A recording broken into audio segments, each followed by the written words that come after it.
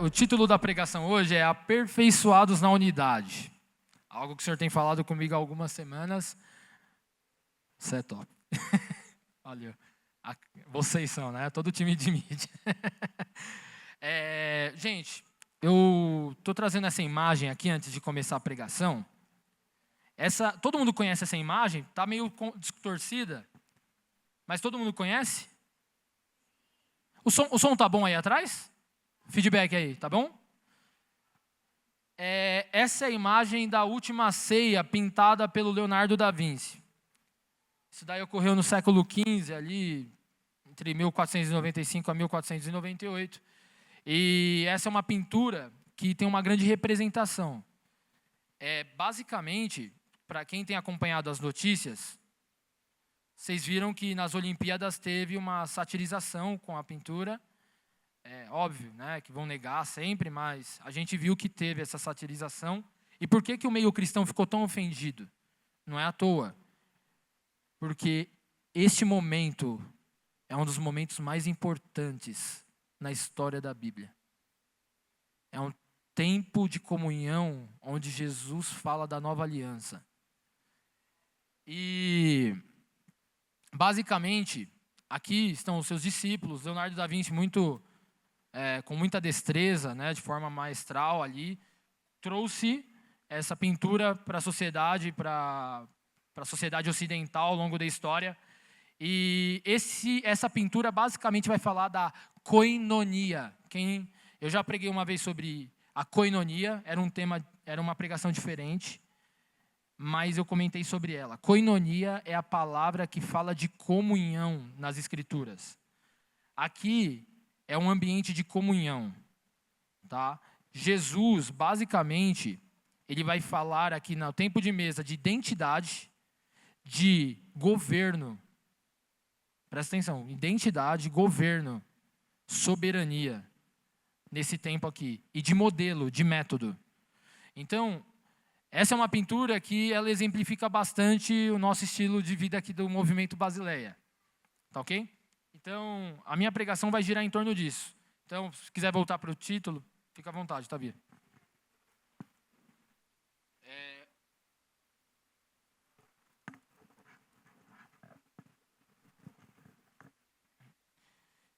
Vamos ler o texto base. O texto base hoje é João 17.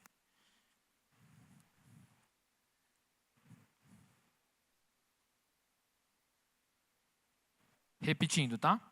João 17. Na sequência aí nas Escrituras, é o quarto evangelho reportado segundo João. Todos acharam? Dá um joinha aí. Todos acharam? Fala, eu amo a Bíblia. Foi pouco, hein? Foi pouco. Espero que esse silêncio seja de reflexão. Mas vamos lá. Vamos ler juntos aqui. Se tiver um pouco diferente, é porque a tradução aqui está na NVI, eu estou lendo na NAA, mas está tranquilo, tá? Depois de dizer essas coisas, Jesus levantou os olhos ao céu e disse: Pai, é chegada a hora. Glorifica o teu Filho, para que o Filho glorifique a ti. Assim como lhe deste autoridade sobre toda a humanidade, a fim de que ele conceda a vida eterna a todos os que lhe deste. E a vida eterna é esta: que conheçam a ti, o único Deus verdadeiro, e a Jesus Cristo, a quem enviaste. Eu te glorifiquei na terra, realizando a obra que me deste para fazer. E agora, ó Pai, glorifica-me contigo mesmo, com a glória que eu tive junto de ti, antes que houvesse mundo. Manifestei o teu nome àqueles que me deste do mundo. Eram teus, tu os deste a mim, e eles têm guardado a tua palavra. Agora eles reconhecem que todas as coisas que me tens dado provêm de ti, porque eu lhes tenho transmitido as palavras que me destes, e eles as receberam. Verdadeiramente reconheceram que saí de ti, e creram que tu me enviaste. É por eles que eu peço. Não peço pelo mundo, mas por aqueles que me deste, porque são teus. Todas as minhas coisas são tuas, e as tuas coisas são minhas, e neles eu sou glorificado. Já não estou no mundo, mas eles continuam no mundo, enquanto eu vou para junto de ti. Pai Santo, guarda-os em teu nome, que me deste, para que eles sejam um, assim como nós somos um. Quando eu estava com eles, guardava-os em teu nome que me deste. Eu os protegi, e nenhum deles se perdeu, exceto o filho da perdição, para que se cumprisse a Escritura. Mas agora vou para junto de ti, e isto falo no mundo, para que eles tenham a minha alegria completa em si mesmos. Eu lhes tenho dado a tua palavra, e o mundo os odiou, porque eles não são do mundo, como também eu não sou. Não peço que os tires do mundo, mas que os guardes do mal. Eles não são do mundo, mas como também eu não sou. Santifica-os na verdade. A tua palavra é a verdade. Assim como tu me enviaste ao mundo, também eu os enviei ao mundo. E a favor deles eu me santifico, para que eles também sejam santificados na verdade. Eu não peço somente por esses, mas também por aqueles que vierem a crer em mim, por meio da palavra que eles falarem, a fim de que todos sejam um. E como tu, ó Pai, estás em mim e eu em ti, também eles estejam em nós, para que o mundo creia que tu me enviaste. Eu lhes transmiti a glória que me deste, para que sejam um, como nós o somos. Eu neles e tu em mim, a fim de que sejam aperfeiçoados na unidade, para que o mundo conheça que tu enviaste e o amaste, como também amaste a mim. Pai, a minha vontade é que onde eu estou, também estejam comigo os que me deste, para que vejam a minha glória que me conferiste, porque me amaste antes da fundação do mundo. Pai justo, o mundo não te conheceu, eu, porém, te conheci, e também esses reconheceram que tu me enviaste. Eu lhes fiz conhecer o teu nome, e ainda farei conhecer, a fim de que o amor com que me amaste esteja neles, e eu neles esteja. Pai justo e santo, obrigado por este tempo na sua presença. Não estamos aqui buscando honra, glória, engrandecimento do nosso nome, mas estamos aqui por conta de um só nome, que é o nome de Yeshua, o nome de Jesus. E é nesse nome que te glorificamos aqui. Ele veio para te glorificar e você o glorificou. E ele deixou o conselheiro, um consolador, que vai nos ensinar e nos lembrar de tudo que Jesus falou. É em nome de Jesus que eu te peço todas essas coisas. Amém. Amém. Irmãos, basicamente, esse texto, ele é um dos textos mais importantes que você vai ver na Bíblia. Não tem uma hierarquia de textos, mas esse texto, ele tem uma composição profunda, que ele faz um aparato geral do plano de Deus para nós. E eu queria te convidar aqui hoje, sem demagogia aqui, nós estamos entre amigos. Deus preparou para a gente essa estrutura linda, maravilhosa. Recebi vários feedbacks positivos de pessoas que estiveram conosco ontem, do capricho, do amor de cada um, da comunidade, da receptividade. Mas a gente não depende disso. Então, é uma pregação que é para tocar o nosso coração em relação ao plano de Deus. E tem relação com esse momento que estamos vivendo. Então, eu queria te convidar hoje para participar de um dos mais belos jardins que recebeu uma das orações mais profundas da Bíblia. Esse texto ele vai se referir a uma das últimas orações de Jesus antes de sua morte. Jesus fez essa oração no conhecido jardim Getsemane, ou na pronúncia original, Getsemane, ou Getsemane. Porque essa palavra, na verdade, ela vai significar um lugar onde ocorre a prensa do azeite. Lá em Israel, no Monte das Oliveiras, e já pega o nome aí, ó, Monte das Oliveiras, tinha muitas árvores que produzem azeitona. E naquele lugar, eles fazem as prensas da azeitona e extraem o azeite. Isso é muito interessante porque Jesus e seus discípulos, só para trazer um contexto para vocês, ao encerrarem a ceia, sabe aquela fotinha? Eles encerraram a ceia e depois eles foram cantando hinos ao Monte das Oliveiras. E eles foram para esse jardim. E quando eles chegaram nesse jardim, na cronologia, né, dos acontecimentos, seria uma quinta-feira. E nesse dia aconteceu muitas coisas na Bíblia. Foi exatamente um dia antes da morte de Jesus. Então, para a gente compreender o contexto dessa oração, nós vamos precisar aí entender o que houve nesse dia. Porque senão é somente uma oração, mas teve um contexto específico aí, nesse dia. Então, basicamente, só para trazer alguns pontos, para a gente não perder o foco, teve nesse dia a celebração da Páscoa e a ceia do Senhor, conforme eu acabei de comentar. Nesse dia, na ceia, Jesus lava os pés dos discípulos, lava mesmo, ele pega um balde, ele lava os pés dos discípulos e fala, quem não fizer isso não tem parte comigo. Então Jesus está ensinando a servir. Então para pensar, Jesus lavou os pés dos discípulos. Cheio de joanete, cheio de machucado, unha grande, e Jesus lavou. Jesus reforça o fato, olha só, lembra dessa passagem? Jesus reforça, nesse dia, nessa quinta-feira, Jesus reforça o fato de ser preso. E o Pedrão, sabe o Pedro? O Pedrão da Bíblia? Ele é confrontado por Jesus. E Jesus afirma que ele iria negá-lo aquele dia.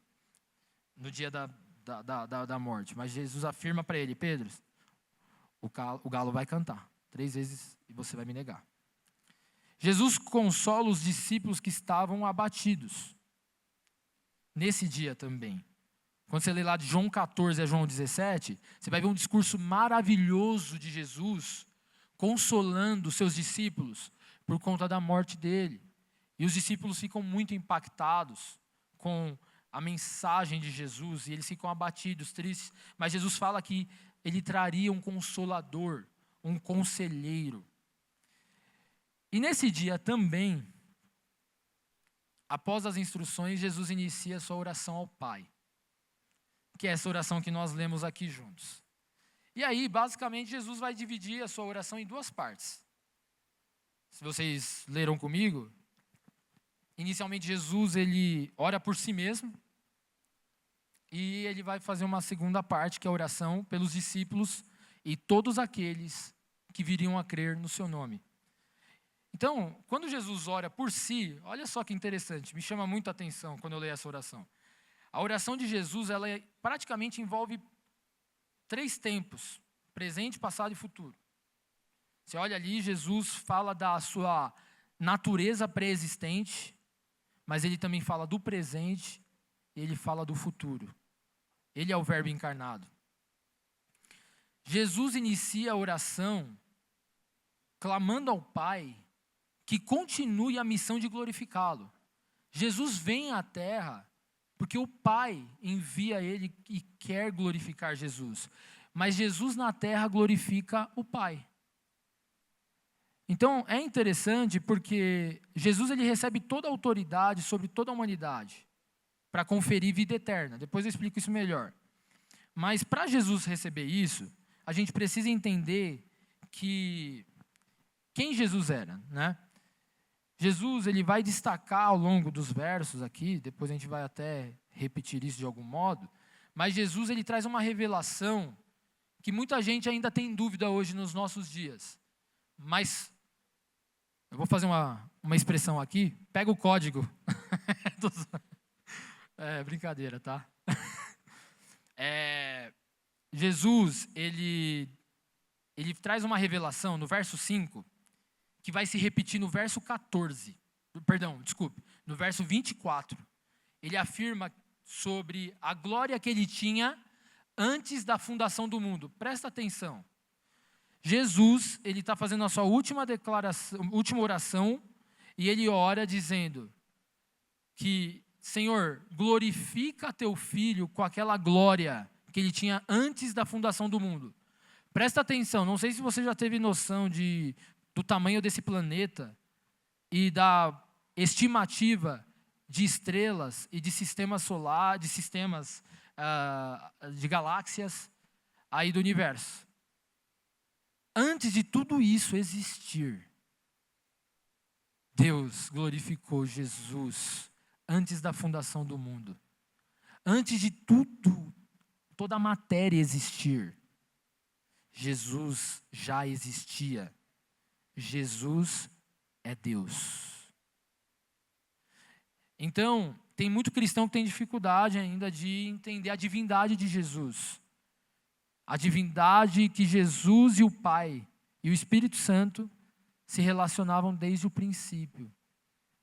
Existe uma expressão que é usada aqui, a dança da Trindade, que é a comunhão de servir um ao outro.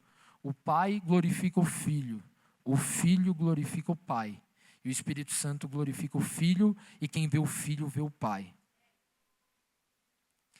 Então, Jesus, ele traz essa revelação que ele é Deus.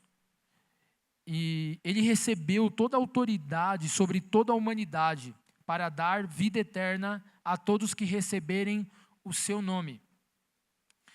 E qual que é o conceito de vida eterna? Acho que ontem, em algum momento aqui da oferta, eu comentei, esbarrei nisso, eu queria trazer isso de uma forma mais profunda.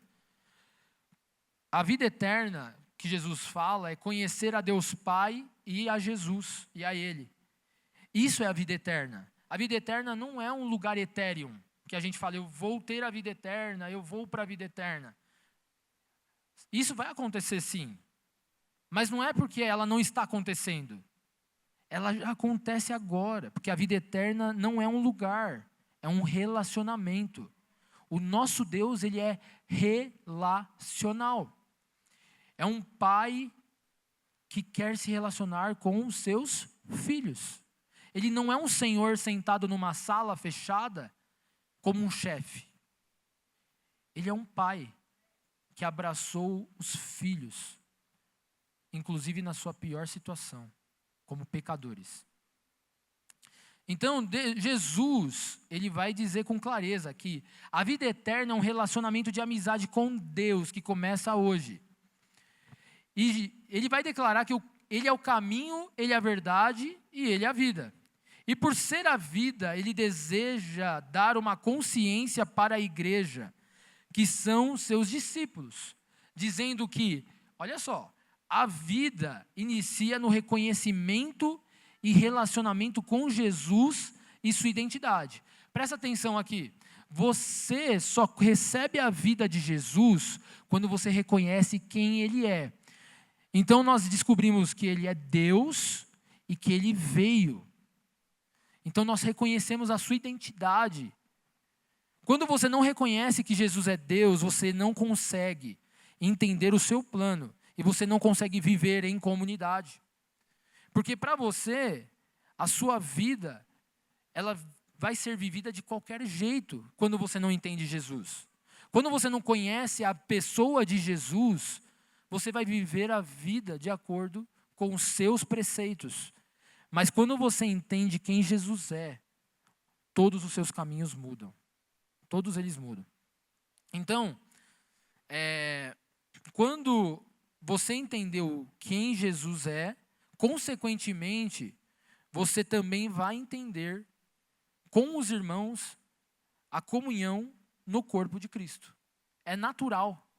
Porque Jesus, ele, nessa primeira oração, ele está preocupado em revelar, primeiramente, essencialmente, o objetivo da sua vinda, que promove a nova aliança no seu sangue. Então, a nova aliança foi um discurso que Jesus disse na palavra, na Santa Ceia. Na mesa ele disse, esse é o meu sangue, o sangue da nova aliança. Deixa eu te falar uma coisa, na Bíblia existe um conceito de contrato, uma espécie de contrato. A aliança, ela é baseada em sangue. Sangue. Quando Deus fazia qualquer aliança ao longo da Bíblia com alguém, ele pedia para eles pegarem um animal, matarem, e tinha sangue no altar. Então, pelo sangue, havia um contrato entre as partes. Quando Jesus fala da nova aliança, antes da sua morte, ele está dizendo, vai ter sangue. E é nesse sangue, é no sangue dele que nós temos vida. Então, basicamente, irmãos, em todo o contexto aqui da Bíblia, né, nós vemos que Deus usou alianças de sangue para preservar relacionamentos. Então, todo o objetivo de Deus aqui, em ter uma comunidade, em ter uma igreja que adora o seu nome, são relacionamentos. Nosso Deus é relacional. Só que para nós preservarmos esse relacionamento, Deus deu alianças. E a nova aliança no sangue de Jesus. Então, essas alianças são feitas para preservar os relacionamentos. Logo, os relacionamentos de aliança, que são pilares centrais aqui na nossa comunidade, eles se fundamentam em conhecer Jesus, entregar nossas vidas a Ele, e se relacionar com Ele e adorá-lo. Todos os dias. Essa relação tem um aspecto vertical. O que seria um aspecto vertical? Para quem não sabe o que é vertical, pensa assim, olhar para cima, esse movimento aqui. Por quê? Quando você entende quem Jesus é, você mantém uma aliança vertical com Ele. E você só vai conseguir ter uma aliança horizontal verdadeiramente com os irmãos, se você entender essa aqui. Isso é importante para o nosso momento, porque é algo que a gente prega muito, para quem está nos visitando, a gente tem essa cultura de relacionamento de aliança. E ela não é um relacionamento qualquer. Eu não tenho um relacionamento qualquer com os meus irmãos aqui. Eu tenho um relacionamento em Cristo. Então, quando eu vivo com a revelação de quem Jesus é impossível você não ser transformado e ser genuíno na comunhão com seus irmãos. Ainda que você sinta raiva, frustração, dor, alegria, tudo isso vai ser resolvido de forma dentro da aliança, para a glória de Jesus. Então, Jesus, ele também, como complemento aqui o que a gente está falando, Jesus, ele ora pelos seus discípulos, naquele contexto, e também por aqueles que vieram a crer no seu nome no futuro. Quem são essa galera? Somos nós. Nós estamos inseridos na oração de Jesus. Há 2000 anos, Jesus orou por você e por mim. Jesus orou pelas nossas vidas. E se você quer saber se você tem uma missão, você tem uma missão. A sua missão é fazer parte da missão de Jesus. Então, eu vou começar a trazer aqui uma exposição sobre a oração que ele fez por nós. Nessa segunda parte, Jesus ele vai endereçar 2 grupos. O primeiro grupo dessa segunda parte é os discípulos que estavam seguindo ele naquele momento, e o outro grupo era a igreja futura, que iria crer na palavra que os discípulos diriam para as pessoas futuramente. Os discípulos reconhecem que Jesus saiu do Pai. Isso era uma clareza que eles tinham. Jesus deixava claro isso. E que Jesus foi enviado para inaugurar a missão da igreja e nos trazer vida no seu nome. Jesus vai reclamar para os discípulos, Jesus, ele clama para os discípulos que eles aprendam a ser como ele. E e como Pai e como Espírito Santo. Eles são um, em comunhão. Então, Jesus ele vai sempre dizer para os discípulos, sejam como eu e o Pai somos um. E essa palavra um, na Bíblia, é uma palavra que, quando perguntam para Jesus, presta bastante atenção nisso, quando perguntam para Jesus, Jesus, qual que é o maior mandamento da lei? E Jesus vai dizer, ama o teu Deus acima de todas as coisas. Mas antes ele vai dizer pro rabinato, né, e a liderança da época, ouve Israel, o Senhor seu Deus é um. Essa palavra um é uma palavra em hebraico chamada had, que ela vai trazer uma unidade composta em meio à diversidade. Olha só que interessante. Jesus está dizendo assim para os discípulos, assim como eu e o Pai somos um, e o Pai é uma pessoa e o Filho é uma pessoa. Ele pede para que nós sejamos uns com os outros. Então está aqui o Tiaguinho, o Fê e os meninos aqui contemplando esse ambiente, adorando a Jesus. E Deus quer que eles também sejam um na comunhão. Que eles saibam preservar a unidade no relacionamento de aliança. Tá? Então, os discípulos reconhecem isso. E Jesus declara por proteção aos seus discípulos. Olha só, Jesus ele vai falar assim, a proteção não é ausência de sofrimento. Jesus vai dizer assim, Pai, eu oro para que o Senhor guarde eles. Só que muita gente vai entender o guardar de Jesus como ausência de sofrimento, ausência de dor, ausência de tristeza. Mas não é isso. A proteção que Jesus mais clama para o Pai aqui é a proteção da comunhão.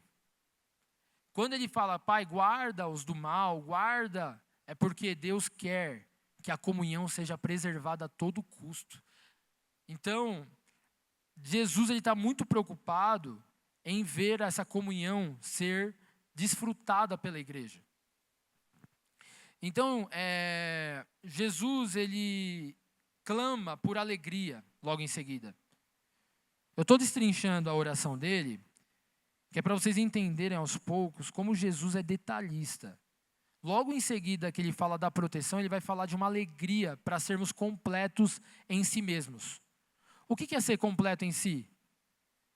É você ter uma alegria em comunhão com o seu irmão que vai além dos seus sentimentos. É uma alegria que responde a quem Jesus é. Eu não estou dizendo que você vai ter isso automaticamente. Provavelmente você não tenha isso automaticamente. Assim como eu também não tenho automaticamente. Mas é um alvo que Jesus quer que nós tenhamos. Nós aprendemos a ter a alegria da salvação, independente do nosso contexto de vida. Ele quer que nós sejamos alegres na comunhão com os irmãos. Então, Jesus ele não pede para o Pai, nessa oração, que nos tire do mundo. Olha só que interessante, tem algumas doutrinas e ensinos aí fora que falam assim, que nós vamos ser tirados no pior momento de tribulação da terra. Porque Jesus fala que vai ter uma grande tribulação como nunca houve no mundo. Para pensar, quanta gente sofrendo, quantas tragédias naturais, quantas guerras, quantas mortes, quantos abusos, e isso não se compara com o que vai acontecer na grande tribulação para a igreja. Só que quando isso acontecer, quando essa grande tribulação ela se levantar, Jesus não vai nos tirar do mundo, como alguns ensinam aí fora. Jesus vai nos dar um relacionamento tão profundo que seremos uma igreja gloriosa na presença de Deus. Então, não se atribule ou não tenha medo dos sofrimentos, mas encontre descanso na comunhão. A comunhão, ela faz toda a diferença nesse processo. Só que você não consegue viver comunhão isolado. Tem muita gente que quer viver igreja, eu consigo servir a Deus na minha casa, sozinho. Eu consigo servir a Deus sendo demagogo com os meus irmãos, hipócrita, dizendo que está tudo bem e não está. Tá, irmão, tá tudo bem. A nossa vida tá tudo bem. Você não me fez nada, tá tudo certo. Mas na prática, não tá. E aí, o que Jesus recomenda que a gente deveria fazer? Irmão, não tá tudo bem. Eu estou chateado, estou ferido, estou triste, estou ofendido com o que você fez. E aí, isso Jesus vai ser glorificado, por quê? Porque a reconciliação, ela é o alvo de Jesus, porque a comunhão é o grande governo de Jesus. Então, irmãos, basicamente aqui Jesus ele vai finalizar essa oração clamando para que nós sejamos santificados na verdade. Quem que é a verdade que a Bíblia revela? Jesus diz: eu sou o caminho, a verdade e a vida. Ninguém vem ao Pai senão por mim. Se Ele é a verdade, somos santificados nele. E Ele fala: santifica-os na tua palavra. Quem que é o verbo encarnado que veio? Quem que é a palavra encarnada de Deus? Quem foi que criou todas as coisas? Jesus. Quando você lê na Bíblia lá que Deus criou céus e terra, depois você vai descobrir que é Jesus que criou. E quando Ele criou, Ele passeava no jardim. Então olha só que interessante. Jesus, Ele criou todas as coisas. E lá em Colossenses, assim como o Gá comentou aqui na hora da oferta, vai dizer que tudo foi feito por Ele, por meio dEle e para Ele. Tudo foi feito para Jesus. E Ele vai assumir o lugar, Ele vai tomar posse da sua criação novamente. Então, novas pessoas só crerão se houver um dia quem pregue. Porque Jesus fala aí no texto que aqueles que vão crer um dia na oração, vão crer por meio da palavra que os discípulos pregarem. Presta atenção, eu também estou muito cansado, gente. Hoje foi difícil até de acordar. Mas presta atenção que essa palavra, ela vai te trazer revelação para os momentos mais obscuros da sua vida. Não é fácil, eu sei que não é fácil. A gente está vivendo dias cansativos, todo mundo esgotado. Mas presta muita atenção, porque se você entender o mistério da unidade, do aperfeiçoamento de Deus na nossa vida, dificilmente você vai romper alianças ao longo da sua história por poucas coisas. Então, Jesus vai falar assim, que os discípulos futuros, que nós estamos aqui, nós fazemos parte desses discípulos, só creriam por quê? Porque os discípulos que estavam com Jesus pregariam. Para pensar, Jesus escolheu 12 jovens, que viraram 12 amigos e viraram 12 testemunhas ao longo das nações. Então, quando Jesus escolhe essas pessoas, é porque Jesus ele escolhe os improváveis. Se você se sente um improvável e se acha incapaz de estar na presença de Deus, provavelmente você é uma pessoa em grande potencial para Jesus te enviar e fazer novos discípulos. Jesus, ele resiste aos soberbos, mas ele dá graça aos humildes. Então, ele quer novas pessoas para virem a crer no seu nome. E sabe por que ele precisa de pessoas?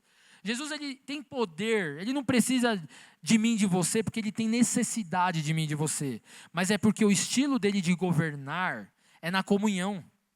Então ele escolhe a igreja nessa parceria com um único propósito. Sabe qual que é o propósito da unidade que Jesus vai falar? Que o grande propósito da unidade, da comunhão e relacionamento de aliança é a única forma, presta atenção, do mundo crer que Jesus veio ao mundo. Jesus está revelando que o segredo da escatologia, da sua volta, isso daqui é um segredo muito importante. A única forma de Jesus voltar é sermos um. Jesus não vai voltar enquanto a igreja for mesquinha, arrogante, melindrosa. Jesus quer uma igreja santa, pura, unida em espírito, Jesus não quer uma igreja demagoga. Jesus quer uma igreja poderosa em espírito e em verdade. Foi isso que ele disse para a mulher samaritana: os verdadeiros adoradores adorarão em espírito e em verdade. Então, ele vai compartilhar da sua glória dentro da esfera da comunhão da igreja, com o objetivo de nós sermos aperfeiçoados na unidade. O grande objetivo de Jesus, da vinda dele, é nos aperfeiçoar da unidade, porque ele sabe, a única forma de eu ser recebido, porque ele não vem para o mundo. Ele fala: Senhor, eu não oro nem pelo mundo, eu oro para os que o Senhor me dá. Porque a união deles é que vai dizer para o mundo aí fora que eu vim e o porquê eu vim. Tem muita gente que está pegada a grandes milagres. Não, se eu tiver poder de curar um paralítico, se eu tiver poder para fazer grandes coisas, assim as pessoas vão crer. Bobagem. Tem muita gente que provou dos milagres de Jesus e ainda assim o negou. Sabe o que a Bíblia revela? Que no tempo do fim, quando Jesus já estiver na terra reinando, no milênio, as nações ainda vão se levantar contra ele. Para pensar, gente. Jesus vai estar aqui reinando. Vai estar regendo as nações com vara de ferro e ainda vão ter uns malucos, que muitas vezes pode ser nós também, presta atenção aí, que vão negar Jesus. Então não se trata de milagre, não se trata de poder, mas se trata de identidade, arrependimento e resignação. Você só vai conseguir seguir Jesus se você de fato entregar sua vida, se arrepender genuinamente dos seus pecados e viver vida em comunhão, porque ele só vai voltar quando a igreja entender o mistério da unidade. A unidade é o grande segredo para Jesus voltar. Então, ser um não é sinônimo de uniformidade. Você vai ver às vezes que tem comunidades, e aí, gente, cada um tem uma perspectiva, mas a gente vai trazer aqui, tem comunidades que gostam de padronizar as pessoas, tem a mesma roupinha, o mesmo bigodinho, o mesmo cabelinho, tudo no mesmo jeitinho. Isso não é unidade. Isso daí é uma falsa unidade, é uma falsa mensagem de unidade. Aqui, para quem me conheceu, eu fui muito formal ao longo da minha jornada aí. Quem me conheceu sabe das minhas histórias engraçadas, sabe de como eu fui muito tempo. E eu fui muito confrontado pelo Espírito Santo ao longo de um tempo, porque eu dificultava a obra do Espírito Santo. Porque se tratava mais de mim do que do Espírito Santo mesmo, sabe? Eu gostava de ser daquele jeito, formalzão, eu tinha prazer naquilo. Mas o Espírito Santo me confrontou muito. Sabe quando eu comecei a ver evangelismo verdadeiramente na minha vida? Foi quando eu comecei a rasgar a minha identidade para viver para Jesus. Quando eu comecei a rasgar a minha identidade, e hoje as pessoas olham e falam: nossa, Renan mudou muito. E é verdade. É verdade. Quem olha, oh, Renan tatuado, Renan tem colar, Renan hoje tem barba, o Renan fala nós, o Renan fala mano, o Renan fala meu. É verdade. Mas eu posso dizer que na minha vulnerabilidade hoje, eu vejo muito mais Jesus do que na minha falsa fortaleza.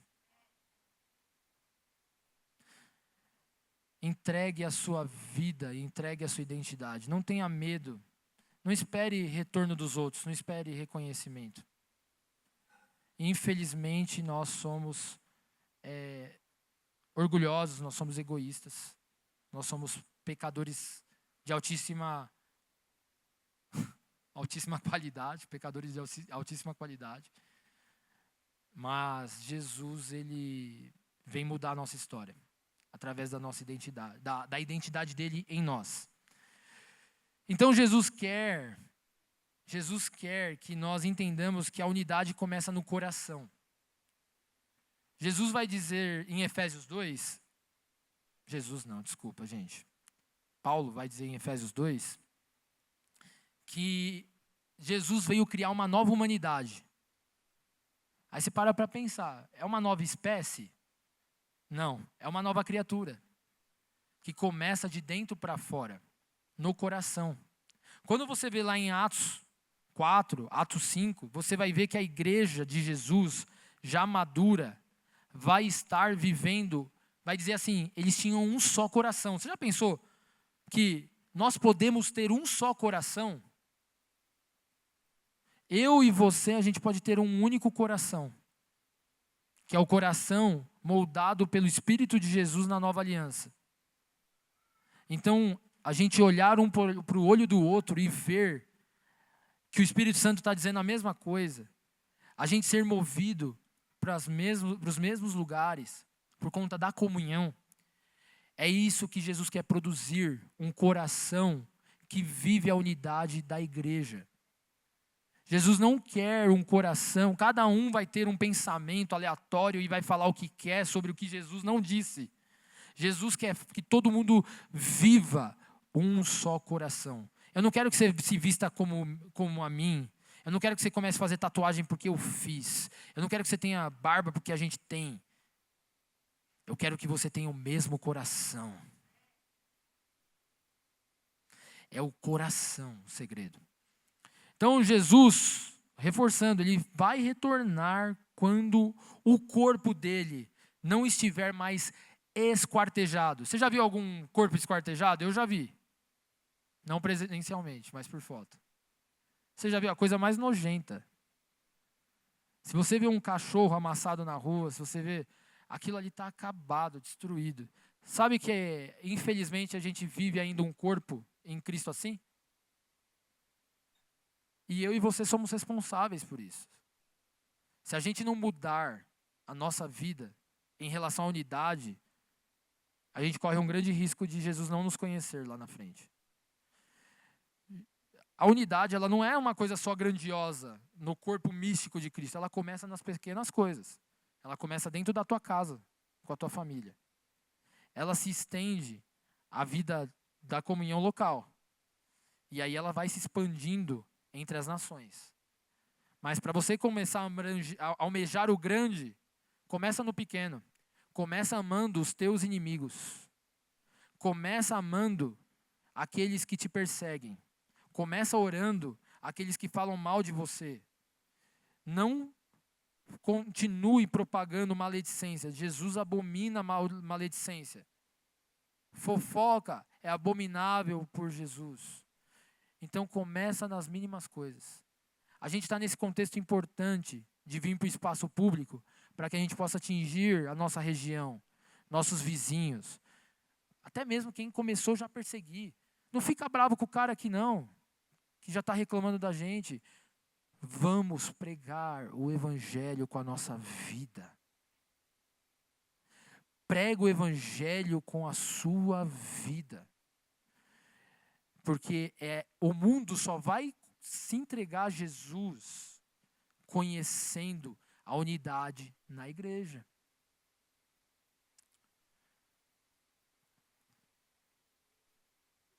Jesus quer que nós conheçamos o amor do Pai sobre Ele. E nós só vamos conseguir provar desse amor e receber essa vida se nós entendermos que tudo se trata de Jesus e não mais se trata de mim e de você. Se até hoje você chegou aqui achando que você é especial, desculpa te dizer, você não é. Jesus é especial. E Ele te amou. E Ele veio te trazer vida. Eu te convido para um luto. Silêncio pareceu até luto agora, de verdade. Mas eu te convido para um luto. O luto da sua identidade maldita, que te impede de se aproximar de Jesus. Nós não estamos brincando de fazer igreja. Eu não ligo para palco, não ligo para aplauso, não ligo para foto, não ligo para nada disso. Mas eu ligo para o que Jesus está falando aqui para a sua vida. Em nome de Yeshua, em nome de Jesus. Saia daqui desse lugar mortificado. Aceite o processo do deserto. Aceite o processo da mortificação. A oração de Jesus nos remete a esse ciclo no espaço público. É uma demonstração de amor para que sejamos vulneráveis e compartilhadores da vida dele, de Jesus. A vida de Jesus no corpo. Quando ele fala assim, esse é meu corpo, lá na mesa, aquela fotinho que vocês viram, ele está dizendo, esse é meu corpo que eu dou a vocês. E ele ensina a igreja a fazer isso em memória dele todas as vezes. Jesus, nosso Deus, ele é relacional. E ele produz filhos relacionais. Se você não se relaciona com os seus irmãos de forma verdadeira, você está correndo risco de vida. Volta ao primeiro amor. Ser igreja não é prédio. Ser igreja não é organização, uma empresa. Infelizmente, a gente está tendo que abrir CNPJ, fazendo esses processos para a gente estar de acordo com a lei. Mas isso não é ser igreja para Jesus. Ser igreja são organismos vivos. Sabe, você tem um corpo. Você respira, seus órgãos estão trabalhando. Isso não é um robô. Isso é um organismo vivo. Tem bactéria, tem mau cheiro, mas tem vida. É um organismo. Tem caos, você passa mal, você sente dor. Mas não somos organização. Não olhe para esse ambiente como uma organização. O Movimento Basileia é um nome que sinaliza o nosso ato profético da nossa vida, para o que Deus chamou a gente. Mas não é a nossa identidade. A nossa identidade é sermos filhos e sermos um organismo vivo na pessoa de Jesus. Nós não queremos que a vida de igreja viva somente, sem propósito, no evangelismo, na oração, no estudo bíblico. São coisas boas, certo? A cadeira que você está sentado, ela é boa, certo? Mas se você usar ela para empinar pipa, faz sentido? Não, porque ela é uma cadeira. Oração, evangelismo, estudo bíblico, são somente acessórios na sua vida, que só tem uma única finalidade: relacionamentos de aliança. Se você perde de vista a relação com Deus e a relação com os irmãos, a sua oração não está valendo de nada. A sua leitura bíblica não está valendo de nada. O seu evangelismo não está valendo de nada, porque isso daí só está sendo feito para outros objetivos que não é o objetivo central da vontade de Deus. Igreja não são salões, não são prédios. Eu quero te alertar sobre isso. E também quero te alertar sobre o medo de viver em comunidade. Renan, você está me assustando, né? Tipo, que pregação, né? Que forte esse discurso. Mas é para ser forte, porque tem vida nisso. Jesus, ele nos alerta sobre não termos medo e sobre sermos vulneráveis. Sobre nos isolarmos. Ele quer que nós vivemos em comunidade. Ele não quer que nós tenhamos medo de sermos vulneráveis, sentar à mesa e abrir o coração. Eu sou o principal pecador, irmão, aqui. Eu sou pecador, sou errante. Talvez você se assuste quando você me conhecer mais. Meus amigos me conhecem, sabem quanto eu sou zoado, brinco, falo umas, sabe? Sou pecador, mas também sou um amante de Jesus, louco por Jesus, louco de amor por Ele. E é Ele que me santifica, e é Ele que te santifica. Eu e você, nós não conseguimos ser bons sozinhos. Jesus não quer que você se santifique para vir a Ele, Ele quer que você venha a Ele, para que Ele te santifique. Irmãos, nós já estamos encerrando, mas você não vai conseguir viver em comunhão com os irmãos plenamente enquanto você não tiver a revelação clara da identidade e da missão de Jesus. É um analfabetismo identitário que nós estamos vivendo, que está sendo o ponto central para destruir relacionamentos e criar divisão. Se eu e você tem dificuldade de amar o próximo, é porque a gente não entendeu quem Jesus é. qualquer expressão de divisão no corpo de Cristo é pecado e deve ser imediatamente confrontado e buscar arrependimento. Se você não consegue suportar o seu irmão, é porque você não entendeu quem Jesus é. Quando Jesus faz o Pai Nosso, ele fala: sim, Senhor, quando nós perdoamos os nossos devedores, perdoa as nossas dívidas. Se você quer que Jesus, o Pai, perdoe as suas dívidas, você tem que perdoar. Seja perdoador, libere perdão no seu coração. Mas genuíno. Eu não estou falando que você tem que ser uma pessoa superficial. Mas libere perdão. Você pode começar a sentir inveja, raiva, cobiça, tristeza, frustração e não seguir o método de Jesus. Por exemplo, se o teu irmão pecou, se você seguir as orientações de Mateus 18, Jesus é incrível. Jesus deixou um método de resolução de conflitos. Se o teu irmão pecar contra você, vai falar com o teu irmão. Não sai fazendo fofoca. Em nome de Jesus, sejamos libertos da maledicência e da fofoca. Eu não estou falando porque está acontecendo algo aqui em nós. É para não acontecer.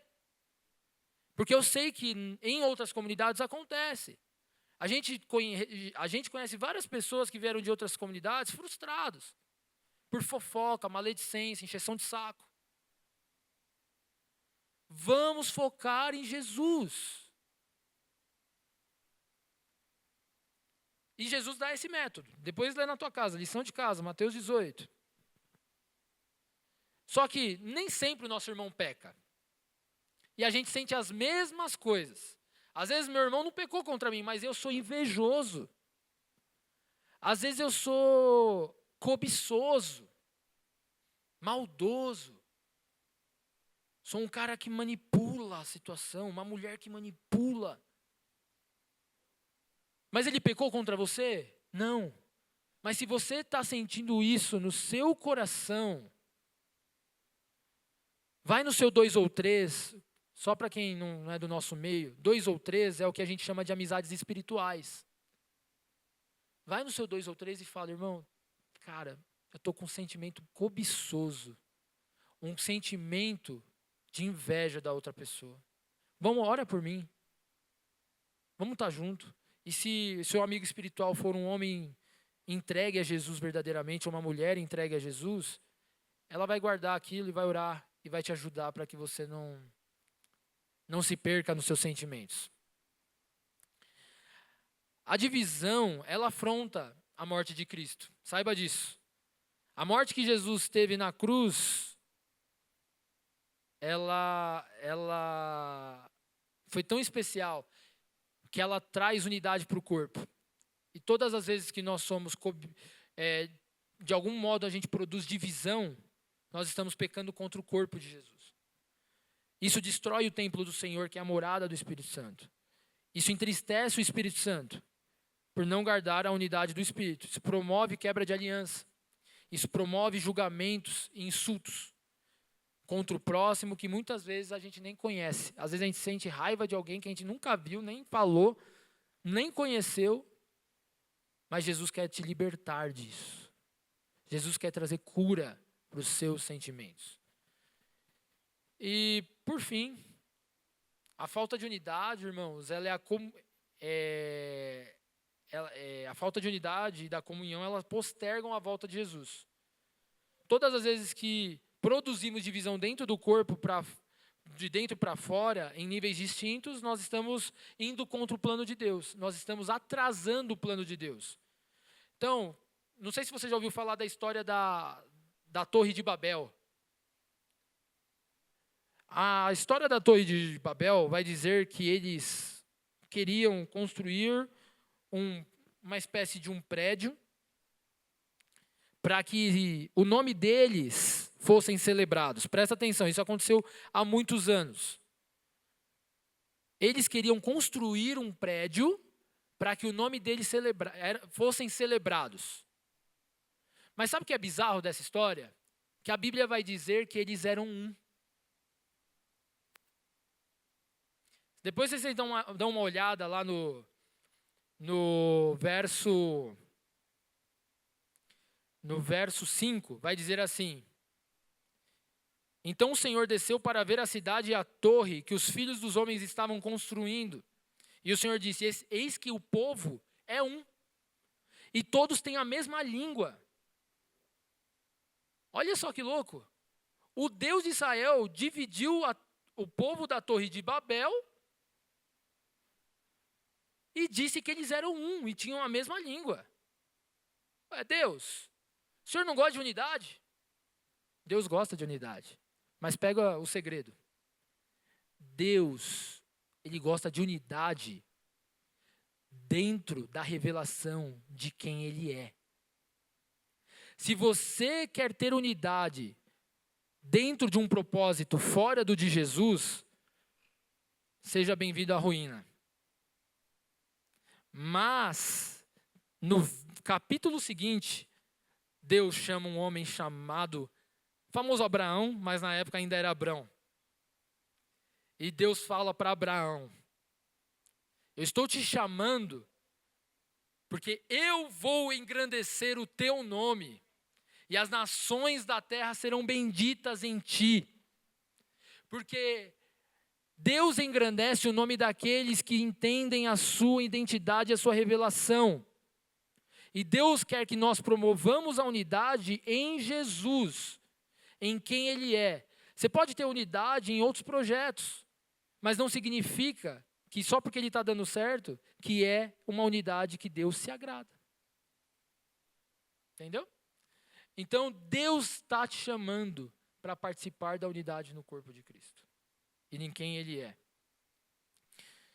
Então, se escolhermos viver os processos de Deus, disciplinas espirituais e os desertos que Ele permite em nossas vidas, nós cada vez mais estaremos sendo treinados por Deus e pelo Espírito Santo, para que Ele produza alegria e satisfação plena nele, no corpo dele, que é a igreja.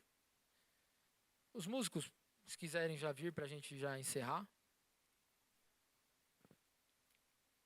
A grande tribulação vai ser esse instrumento de unidade.